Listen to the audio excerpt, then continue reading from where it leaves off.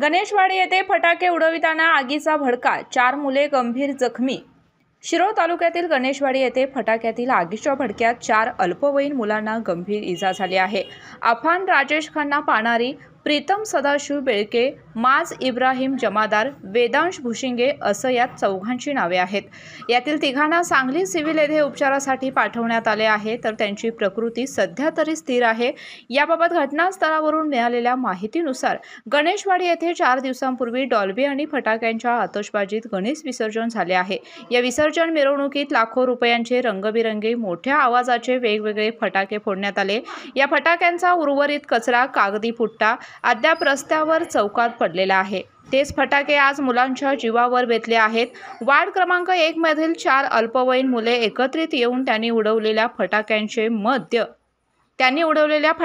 मध्य एकत्रित केले आणि दुपारच्या सुमारास आग लावली। या आगीच्या भडक्यात त्या चौघांचे चेहरे, हातपाय भाजले आहेत। घटनेची माहिती मिळताच आजूबाजूचे नागरिक, नातेवाईक घटनास्थळी गर्दी केली। मुलांवर तातडीने प्राथमिक उपचार करून त्यांना सांगली येथील शासकीय रुग्णालयात उपचारासाठी पाठवून दिले आहे। सध्या त्यांची प्रकृती स्थिर आहे असे कळते, परंतु या घटनेने नागरिक हळहळ व्यक्त करीत आहेत। केके न्यूज साठी प्रतिनिधी कुणाल कांबळे।